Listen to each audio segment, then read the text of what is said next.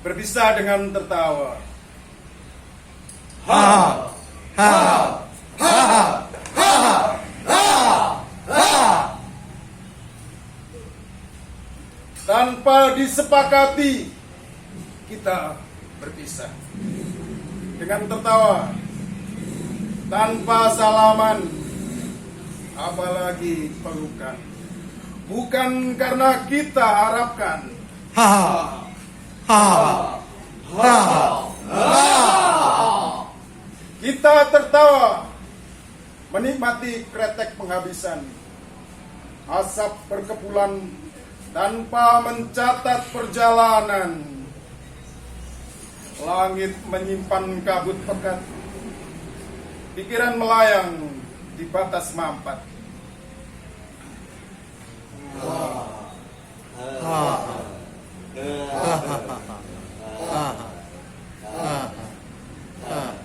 Menerima yang telah digariskan di teras depan, lampu jalan dipadamkan. Kita masih berbincang tanpa ada orang. Hubungan kita begitu gaibnya. Apalagi yang bisa kita bakar, jiwa lembab dan wajah kita basah, menyulut diri seperti lilin diam. Tak ada api, hanya mati. Namun tak berakhir begitu saja. Kita masih menyimpan pertanyaan, tempat-tempat yang kita kunjungi, ide-ide yang berkejaran, menikmatinya kita tertawa. Tak ada siapapun, tak ada kesedihan.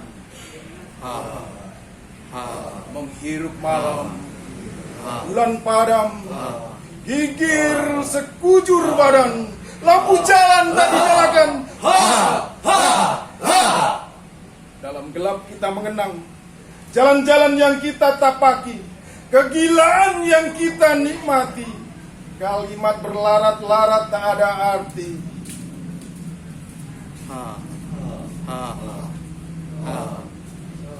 Menikmati malam, angin menderam, tubuh jadi tanah basah, dompet kita kesepian. Dalam gelap kita mengenang rencana-rencana yang tak mungkin. Ketaksampaian dan tak berdaya hilang dalam mati. Menghadapi malam otak mengelam, takdir kita telah diputuskan. Tanpa upacara terpisah, tertawa dalam redam doa. Tawa kita menggema pada sebuah senja. Di relung dada, tak ada yang diberatkan, tak ada yang dilepaskan. Sejak mula kita percaya, tak ada yang istimewa dari logika. Kita terus tertawa, kita terus tertawa dalam gema. Berulang bertabrakan. Akhir menemu mula. Tak pernah menoreh garis tegas bayangan dan kenyataan. Kenyataan juga bayangan dari pikiran kita. Bayangan juga mengada dari kenyataan. Tawa kita bukan wakil kebahagiaan, apalagi penderitaan. Dan terus kita tertawa, memberi hidup pada dunia. Bahkan sampai maut memanggil, tawa kita belum berakhir. Seperti daun gugur jatuh di akar turut menafas pohon ibu. Tempat-tempat itu terasa bawakan lagu mengajak kita singgah dan tertawa. Seperti daging ayam itu turut mengasuh anak-anaknya melalui pemiliknya. Puisi jadi asap rokok dalam perbincangan, dilepas dan dibiarkan tanpa penghormatan. Burung berhenti manggung, angin linglung, udara bingung. Apa ada masalah? Kita tertawa.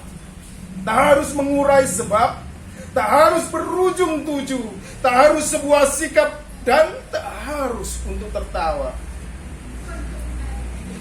Ternyata tawa kita bisa berhenti. namun berpisah belum berakhir. Tertawa menjadi pernah, berpisah menjadi kekal. Pertanyaan-pertanyaan segera tersimpan, jawaban seolah tak lagi diperlukan, maka kita seolah lepas. Kata kita seolah lenyap, di pendiangan waktu kita menjadi kayu. Setelah api habis, tawa kita juga habis, dan mungkin tersisa, tak peduli sia-sia. Telah kudapatkan yang kau cari dulu, tapi kau telah tak ada. Telah kuhidang yang kau sukai dulu, tapi kau telah pergi. Telah kujawab yang kau tanya dulu, tapi kau sudah tak perlu. Telah kau jawab yang kutanya dulu, tapi aku tak bisa mendengarmu. Sakit yang kau katakan dulu telah diterjemahkan tubuhku. Tertawa dan terseduh, kalimat yang bagus lalu lalang, tubuh tetap dijerat kesedihan. Aduh, khianat yang kau ceritakan dulu telah mengalur di hadapanku, curam dan membusuk. Kata-kata yang indah tak hapus kesedihan. Aduh, kematian itu telah jauh berlalu dalam rusuh, lara dan lepuh. Katamu susah tak berumur panjang, tapi siksa belum juga hilang. Perpisahan yang larut tak mungkin ditunggu, biarlah hanya batu. Kita telah berpisah. Aku pergi atau tidak, kita telah berpisah. Ini mungkin kejam, tapi berpisah juga kejam. Meski kita tertawa, tak ada harap kau menjawab, atau tertawa, atau menolak. Kita telah berpisah. Tetap saja ada yang terlewat untuk diungkap. Kata terlalu liat untuk menjadi kembang kehidupan. Tak ada nomor lagi untuk kita hitung. Bahkan saat kita harus dihitung, apa yang tertinggal? Tentu saja ini bukan belanja online. Tentu saja masih menyisa durinya biar aku yang rasa. Kata-kata mau ku henti, gambar berkilas tak henti. Tak cukup ruang untuk kita, tak cukup waktu untuk mati. Aku di peranda, duduk di sebelahku sepi, sendiri, tak peduli mati. Tubuh menggigil, dunia terasa ganjil. Semua titik diputuskan dalam menggenapinya. Terima kasih. Maka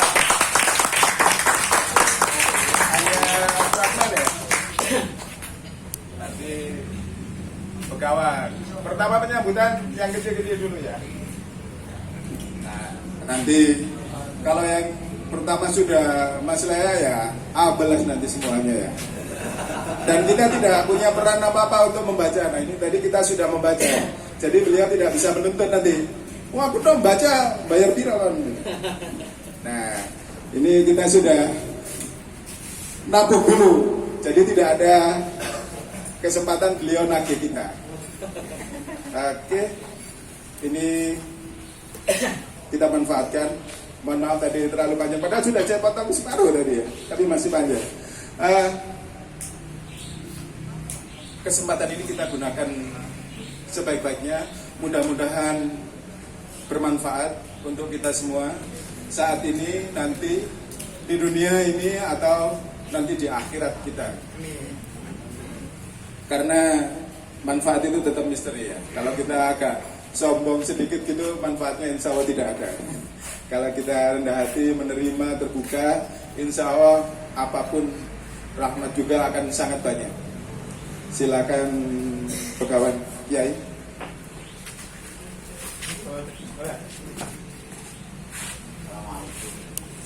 Assalamualaikum warahmatullahi wabarakatuh. Jadi saya suruh apa ini?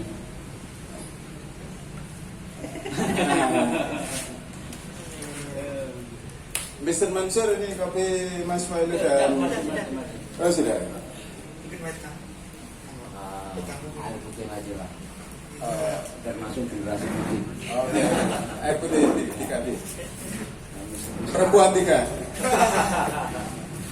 Secara anatomi yang putih baru sedikit, yang kelihatan. Iya, kita nyantai aja ini kayaknya. Kita ngobrol ngalor itu aja. Menurut saya tidak sistematik, tidak apa-apa, karena sebenarnya saya pribadi itu kemanapun itu diarahkan oleh sistematika sebagai makhluk Tuhan. Ya. Kemanapun kita itu nalurinya naluri runtut. Dan Mas Lugro tadi kan juga sudah membuka dengan runtut, Mas Abi juga sudah membuka runtut. Makanya ketika saya tanyakan, saya disuruh apa itu runjuk, ini kan juga runtut ini. Tapi ini hanya sekedar semacam apa? Semacam pemantik ya sebenarnya, pemantik formal. Bisa jadi kita banyak punya pemantik yang tidak formal ini. Di sini banyak gudang ilmu ini. Ya. Jadi termasuk Mas Abi cerita tentang ada semacam murid yang bercita-cita punya guru, tidak sampean berguru kepada orang itu, kepada Resi Drona. Namanya Bambang Ikalaya itu kayak. Bambang Ikalaya itu pengen bisa memanah dengan dahsyat sebagaimana Arjuna memanah dengan dahsyat, tetapi karena perbedaan kasta, perbedaan posisi, dia menemukan caranya sendiri berguru kepada Drona. Dan hasilnya lebih dahsyat itu. Karena berguru secara secara fiksi ya. Ini kan gila ya. Secara fiksi, berguru secara fiksi. Nah, kalau saya dianggap sebagai guru, Anda itu murid fiksi saya. Dan sebagai guru fiksi, saya itu berguru kepada murid-murid fiksi saya. Dan tidak boleh memotong jarinya. Jarinya.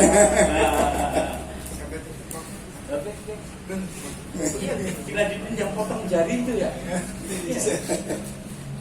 Fiksi.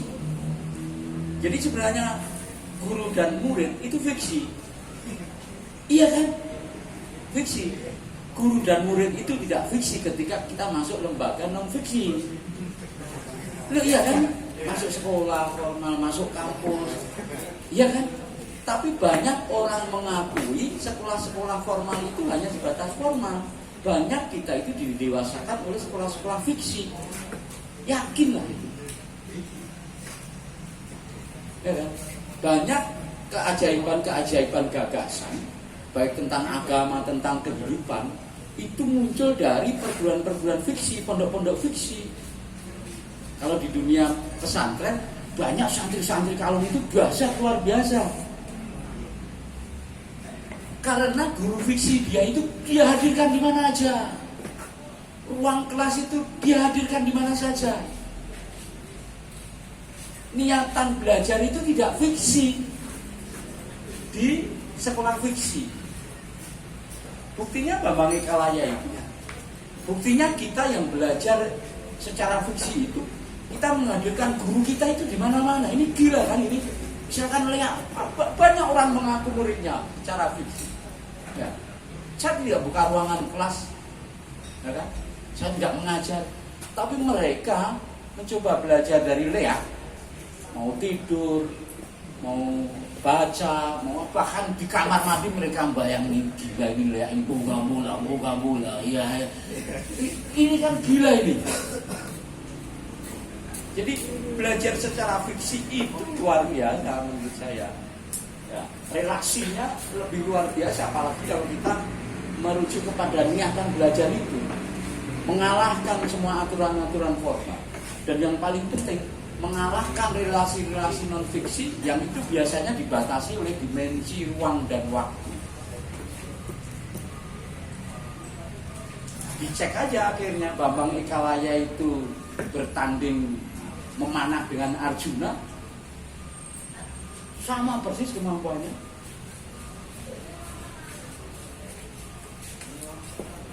Yang lebih dari Bambang Ikalaya adalah apa? Sportivitas.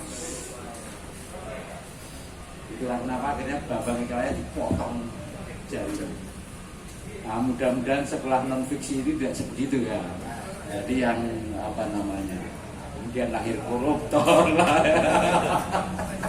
Orang-orang yang tidak belajar proses belajar ilmu secara fiksi, secara nyantri kalong, secara Bambang Ekalaya menciptakan patung Drona yang tidak bisa melihat, tetapi dia mengimajinasikan dan Drona itu hidup di dalam hatinya.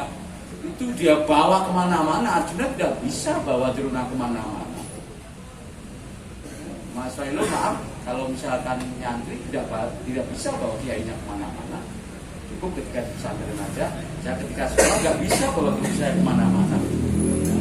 Tetapi saya punya relasi-relasi fiksi dengan dengan teman-teman yang punya ilmu, termasuk Anda ini. Saya bisa ngoceh semacam ini karena apa? Karena saya punya relasi fiksi dengan Anda. Ya barangkali kita ketemu baru ini misalnya. Ya.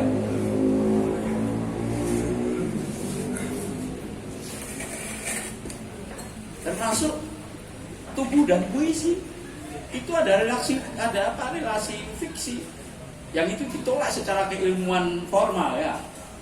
Secara keilmuan formal misalnya begini, puisi itu karya sastra, tubuh yang berkaitan dengan tubuh itu seni perang, bisa beda. Ya kan? Karya sastra itu dihasilkan oleh sastrawan menulis, ya. Karya seni peran itu dihasilkan oleh aktivis seni perang. Makanya boleh saja penyair itu baca puisinya jelek, karena baca puisi itu bagian dari seni peran. Ya. Aktor boleh saja dia nulis puisi jelek, karena dia bukan sastrawan. Ya. Sama-sama baik. Nah, mungkin ya sama-sama baik. Sama-sama baik itu udah majalah sosial. Wah, bukan begitu, enggak. Ini sama-sama hancur kalau Lea itu. Puisi di tangan Lea itu hancur, pemeranan baca puisi di tubuh Lea hancur itu. Kalau lomba nggak bisa menang itu. Iya kan? Nggak bisa menang itu. Jadi ada relasi fiksi antara tubuh dengan puisi. Tubuh yang bisa menangkap relasi puisi itu ada, misalkan kalau puisi tadi ini, jadi kita ngomong loncat-loncat ya, memang nggak sistematika, sebenarnya sistematikanya begitu, sistematika fiksi itu. Tubuh itu punya kekuatan luar dan kekuatan dalam. Tadi saya bocorkan di SMK TI Anajia ya. Jadi pemeranan itu ya memang orang bisa melihat pemeranan itu melihat tubuhnya, tapi orang tidak bisa melihat emosi pemeranan, tidak bisa melihat rasa pemeranan, tidak bisa melihat imajinasi yang memerankan, yang nggak bisa melihat, yang bisa dilihat apa tubuhnya. Tapi ada sesuatu yang mendorong tubuh ini memerankan sedemikian hebat, sedemikian dahsyat, sehingga jarak antara pemilik tubuh ketika hidup di dalam kesehariannya berbeda dengan tubuh pemilik tubuh itu ketika dia memerankan tokoh fiksi, tokoh yang nggak ada itu. Puisi juga begitu sebenarnya. Puisi itu ada yang bisa langsung dilihat, bisa langsung dirasakan, pemilihan kata, kemudian imaji, kata-kata konkret, tipografi ya. Tetapi ada yang tidak terlihat, misalnya sudut pandang penyair kepada puisinya. Jadi penyair itu memperlakukan puisi itu sebagai apa? Kemudian penyair memperlakukan pembaca, itu kan nggak terlihat. Kemudian amanat penyair itu nggak terlihat. Itu baru terlihat kalau kita memasuki dunia fiksi penyair. Termasuk ketika kita melihat tubuh itu, kalau kita melihat secara fisik ya nggak ada apa-apanya loh. Ketika kita masuk ke wilayah fiksi tubuh itu, kemudian muncullah yang namanya kekuatan pemeranan, yang namanya gagasan pemeranan. Tadi siang tadi habis dari SMK itu kita ngobrol sama Mas Kefik lama itu soal fungsi kesenian misalnya. Kesenian itu ada yang secara ekstrim mereka mengeksplorasi estetika. Kalau matematika murni ini. Jadi mereka bukan menyanjung-nyanjung, ya memang mengeksplorasi keindahan. Tapi kadang-kadang keindahan itu ketika dihadapkan pada realitas sosial hancur berkeping-keping itu. Mbah Nun Ainun Najib itu mengakui bikin statement ketika pertama kali masuk ke wilayah gerakan sosial ya.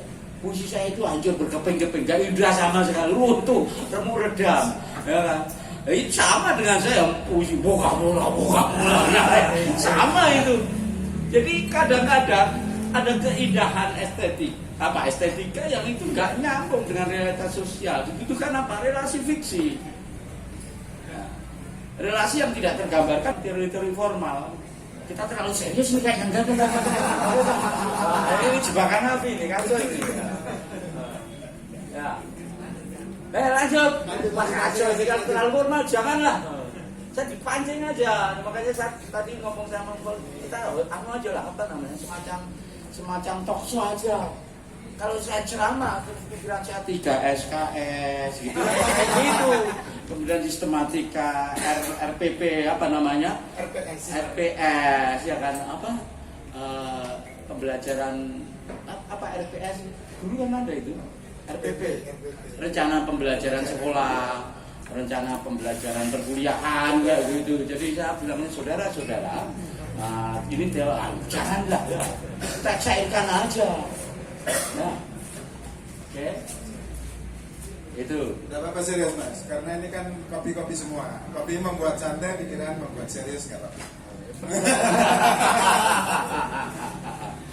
Termasuk misalnya relasi fiksi antara yang terjadi dengan puisinya Sutardi Luka dan proses penciptaannya. Jadi Luka ya, puisi Sutardi paling pendek judulnya Kalian, isinya Pun. Itu semakin Anda punya relasi fiksi terhadap kenyataan fenomena sosial tentang apa namanya tentang gerakan massa, tentang perubahan sosial, akan bisa membuat relasi yang kompleks dari kalian pun. Kalian itu Anda, pun itu juga. Jadi misalkan kita masuk ke situasi corona lah, COVID lah. Kalian pun itu kita nasibnya sama semua COVID itu. Ya, semua. Mau yang percaya, mau yang tidak, ya kan? Semua itu sedunia itu. Itu yang bikin saya tenang ketika kemarin. Saya ketika COVID masuk itu kan saya punya potensi lemah ya. Satu sebagai manula 50 tahun ke atas itu memang rentan kena COVID. Yang kedua saya punya komorbid. Mantan pasien rumah sakit jiwa.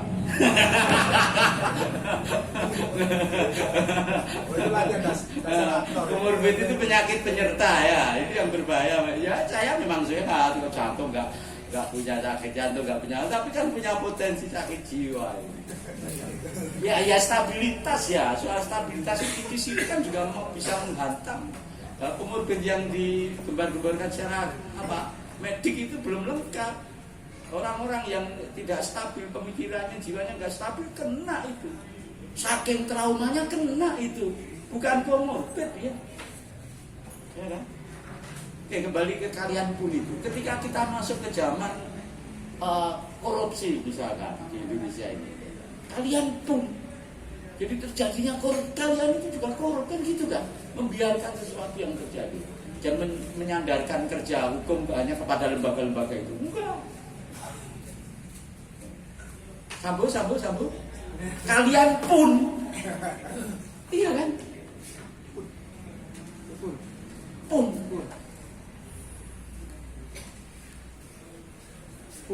Kalian pun. Itu relasi yang terjadi di wilayah fiksi. Termasuk Luka Haha itu proses penciptaannya dulu ada gejala puisi konkret ya. Dalam puisi konkret Danarto itu bikin puisi konkret kotak, nggak ada apa-apa, kotak 9 ya.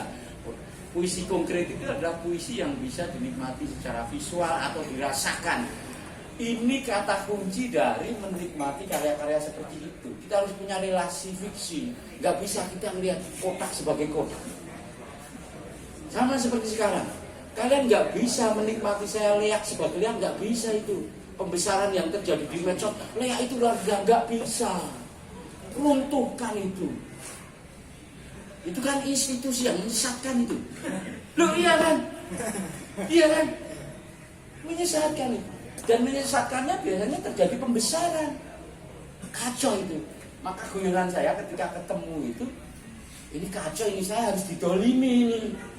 Kalau saya dibegawan-begawankan, diguru-guru, iya saya dibegawan-begawankan, diguru-gurukan, diservis luar biasa, nggak bunyi saya itu. Harus Anda habisin, harus diinjak-injak, harus dibantai, baru dia keluar itu. Di dalam sejarah peradaban bangsa di Nusantara begitu, kalau kita nggak digencet itu nggak keluar kita itu. Kalian pun, kalian kalau nggak tak gencet-gencet, kalian nggak akan menggeliat, ya kan? Mbak, bahan keluar ini supaya Mas dia bisa tersenyum. Jangan. Ini belum tersenyum sama sekali hari ini. Jangan. Wah, ini sudah tersenyum. Dengan cewek saja langsung tersenyum. Itu. Saya kalau nggak digencet ya nggak keluar. Oh ya. Gencet aja. Tapi jangan gancet. Ya, luka hal juga begitu. Jadi kalau secara sederhana kan, ya luka itu sesuatu yang biasa kita sambut dengan gembira. Ya luka, wah, senyum, ketawa, kita dapat luka itu ketawa itu. Dapat luka itu ketawa. Jadi berita duka biasa. Kita sendiri kena duka itu biasa, lumrah itu. Ya memang penderitaan hidup di dunia ini kan ya. Meskipun secara genetik kita tidak punya genetika menderita kan. Loh iya toh. Leluhur kita itu Adam ahli surga. Loh iya toh. Itu surga gitu, karena surga gembira kabeh. Itulah kenapa luka pun nggak senang terus kita itu. Semakin luka semakin seneng lah. Iya kan?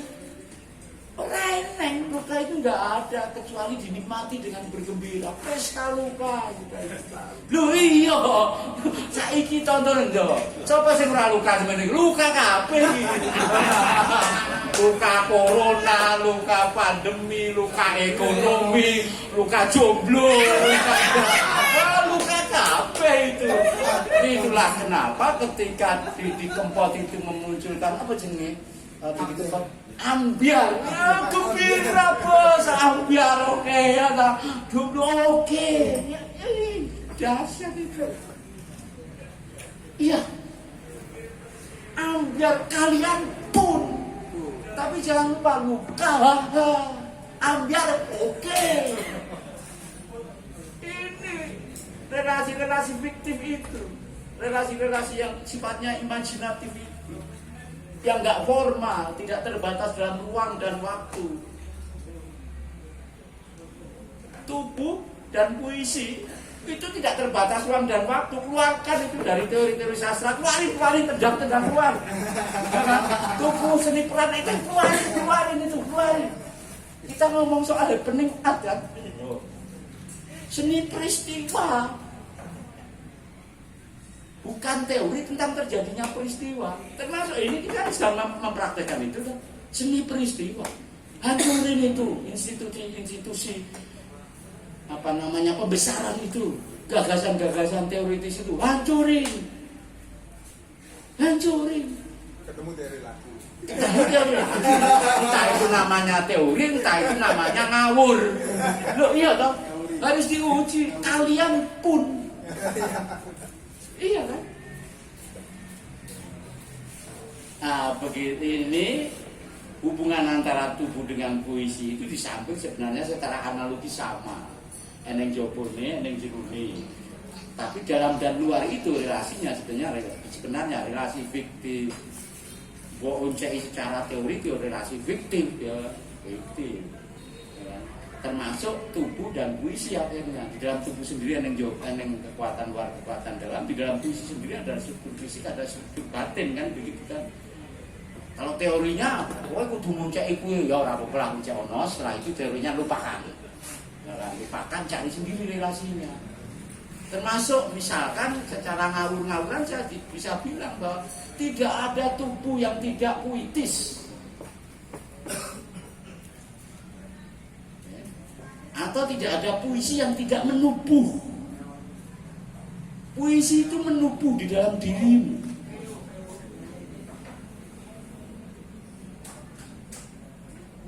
Nah, atau tubuh itu memuisi. Orang yang tubuh sing ora puitis, irung pesek, irung mancung itu puitis banget itu.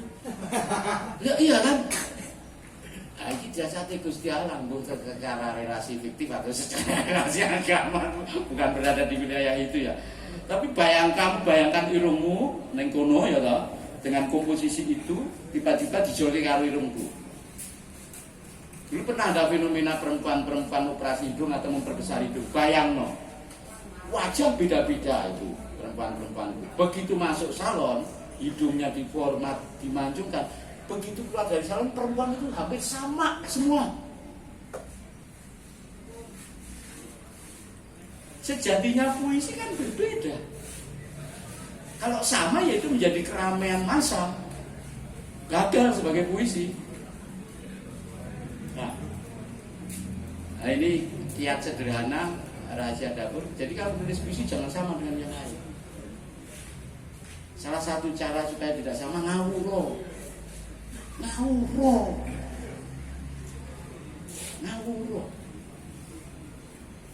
Sampai ketemu relasi imajinatif, relasi non fiksi antara dirimu dengan puisi itu.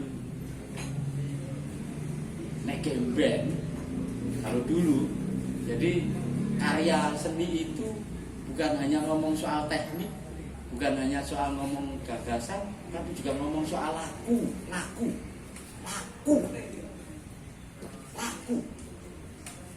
Nek ngomong luwih serius nek yo puisi iki bukan karya sastra sing teks kemudian hanya sekedar dilombakan, dibaca, diapresiasi bagus, enggak. Kuwi donga.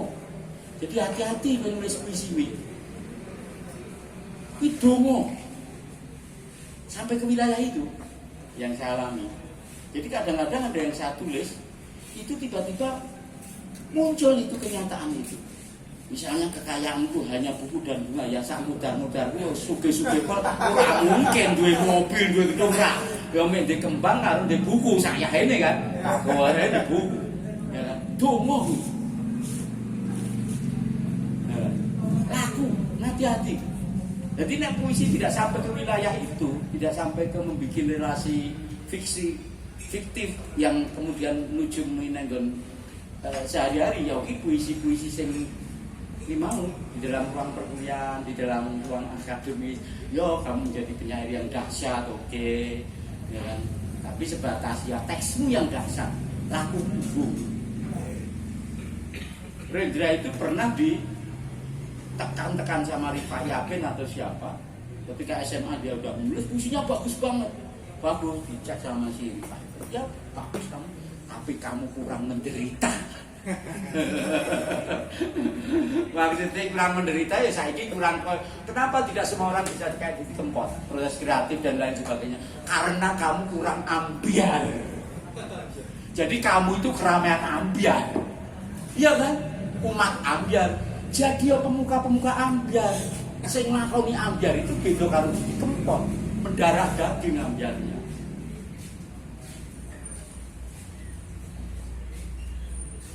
Khairil Anwar bisa sedahsyat begitu kenapa? Karena urip iki ya absurd.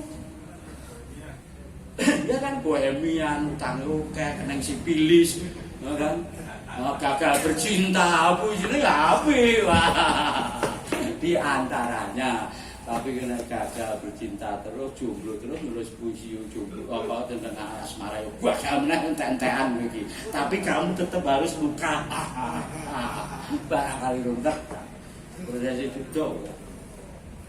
Jadi ini sebenarnya saya ngomong soal relasi fiksi, relasi ngawur-ngawuran, bahwa ada keterkaitan antara karya, nek wong tua-tua ngomong dari karya dan karsa ya mas ya.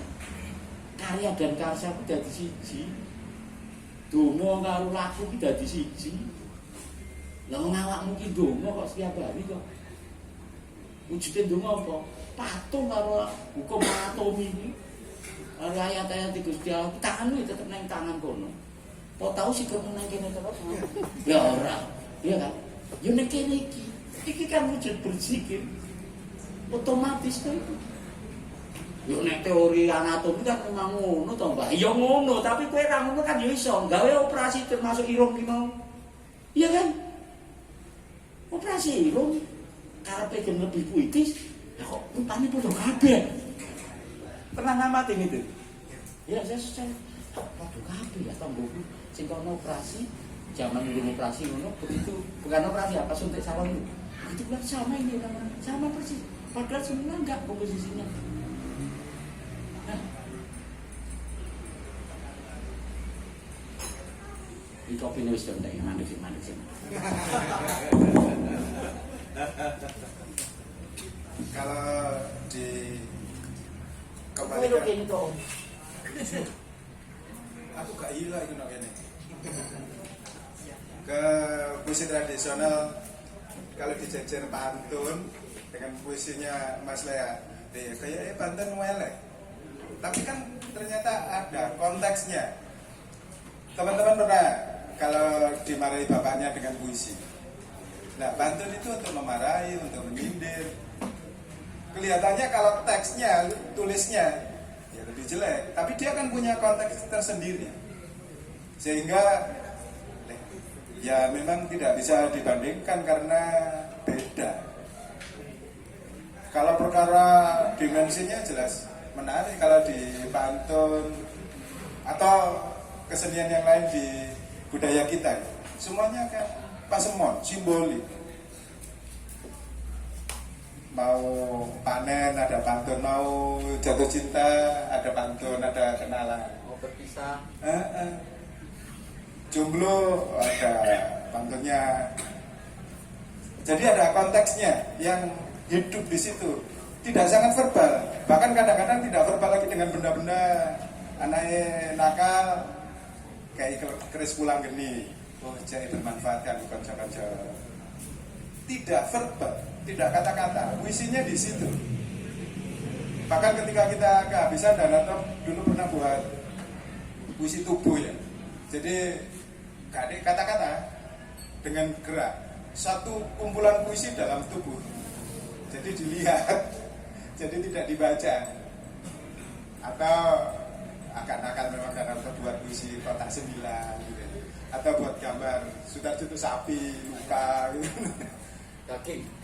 Iya. Daging digantung itu Jadi tadi itu gantung daging sapi di galeri gitu, darahnya masih berjajar-jajar, kemudian teksnya ini luka. Jadi buat konteksnya, buat relasi fiksinya di situ ya. Jadi tidak sekedar hanya kata, tapi juga bisa tubuh, bisa konteksnya sendiri. Nah ini yang kita kehilangan. Jadi kayak puisi-puisi yang ditulis dok. Padahal asumsi itu pun juga puisi ditulis itu untuk mewakili bunyi juga. Makanya ada persajakan, ada irama, metrum itu karena bunyi basicnya. Bukan tulisan ini hanya perwakilan, tapi lama-lama tersesat di tulisan saja ya. Ya namanya sastra kan tertulis. Iya lupa asalnya karena terlalu konsentrasi pada tulisan saja. Nah ini Mas Lea ini mengembalikan keperawanannya puisi ya, supaya nggak terlalu lobang ya. Rodonnya aja gak teman-teman nah. Gitu. Oke, apa Mas? Berarti agak masih ini salah satu jenis puisi itu berbeda. Ini seperti Afrizal Makna yang dibuat gitu. Dia kan ono lah, dia cai beda dihilangi bisa. Masalahnya ono kok kata elek ya. Nah, makanya dibuang aja kayak tambah beda. Ini umpama persajakan, ini persajakan patah. Jadi A, B. Sekali-sekali guna pacar enggak?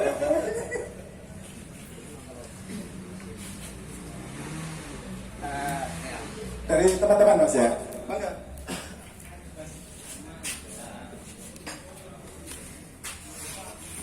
Nah, mungkin saya pernah ngobrol, mungkin perkenalan dulu ya.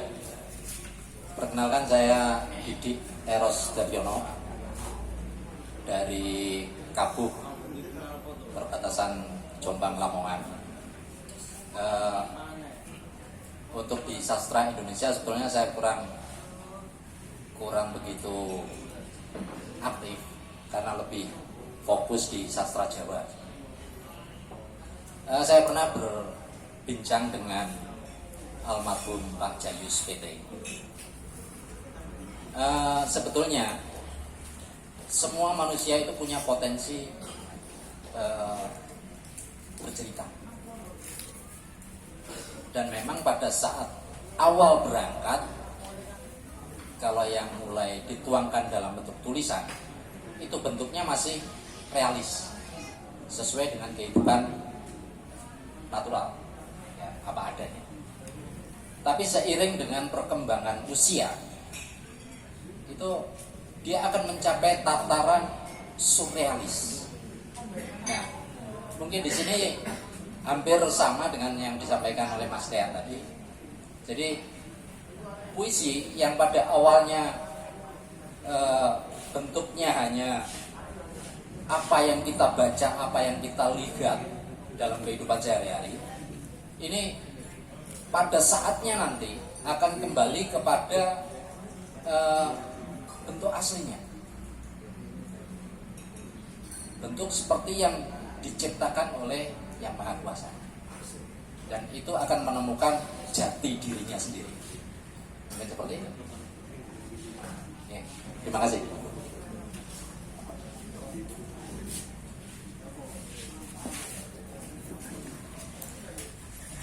Gak usah, aku gak usah. Ini kesempatan yang sengaja saya tunggu-tunggu banget. Saya penasaran banget sama Pak Lea ya, untuk keseluruhan penampilannya. Itu bagi saya itu sangat luar biasa. Nah, ini momen saya ingin menanyakan tentang gerak ketika Pak Lea di atas panggung itu. Gerak itu disengaja atau bahkan direncanakan begitu atau seperti apa gitu? Kok bisa benar-benar berirama gitu? Ada iramanya gitu, tubuhnya itu. Kok menyatu gitu? Beliau teriak apa, tubuhnya ikut teriak, kayak semacam itu. Diam, tubuhnya juga ikut diam gitu. Nah, ini pertanyaan yang apa ya? Yang mengganggu gitu. Itu benar-benar spontanitas atau seperti apa? Itu aja. Terima kasih. Karena pertanyaan ya harus dijawab. Tadi ini banyak sutradara Mas, ini Mas Syarfi, ini Mas Failo, ini tadi aktornya perempuan semua. Ada, Mas Kepe nggak ada ya? Sudah pulang. Oke. Monggo Mbak Yai. Jayus PT itu menarik. Jayus PT ya. Kalau dibilang PT itu mah harus PT. Polisi tentara. Ya. Jayus PT itu sastrawan Jawa yang termasuk diidentifikasi, dia memunculkan semacam perlawanan baru dari kebudayaan Jawa, diwakili oleh kegulitan-kegulitannya, cerkak-cerkaknya. Dia juga menulis kegulitan, tapi sedikit aja yang fenomenal cerkaknya. Itu hampir sama, karena disinggung banyak sutradara. Saya juga bercerita di dalam teater di Solo itu dulu ada namanya Teater Gapit. Teater Gapit itu penulis naskahnya Bambang SP atau Kentut panggilannya, sutradaranya juga Kentut, orang Jawa Tulen, pemainnya Wong Jawa. Wong Jawa yang bergulat di bidang kebudayaan Jawa. Meskipun ada yang jadi PNS, tapi ada yang guru tari, ada penari, ada pengrawit, ada dalang, macam-macam. Jadi mereka mendarah daging getih ning nguripe kebudayaan Jawa. Oke. Kemudian muncul fenomena yang terjadi di keseharian di kehidupan orang-orang Jawa di kampung maupun di keraton. Oke. Kemudian muncul yang namanya modernisasi dan pembangunan. Efek dari modernisasi dan pembangunan ini adalah kebudayaan-kebudayaan lama yang tidak bisa mengupdate diri itu menyingkir, terpinggir, kalah, dipinggirkan. Entah dipinggirkan, kalau saya biasa ngomong di depan orang-orang sastrawan Jawa, kalian itu meminggirkan diri, sudah dipinggirkan oleh modernisasi, meminggirkan diri. Dan sekarang ada contohnya yang tidak meminggirkan diri, Didi Kempot masuk di dalam dunia IT viral. Orang yang nggak paham Jawa nyanyi Jawa. Nah, kan terbukti bahwa kebudayaan Jawa itu bukan hanya selama ini hanya pantas untuk menjadi kebudayaan yang terpinggirkan, dikalahkan secara ekonomi dan kebudayaan oleh yang namanya proses modernisasi, bahwa di dalam globalisasi itu dibutuhkan. Saya mau ngomong soal jalur sepeda, tapi ya jadi hampir sama sebenarnya.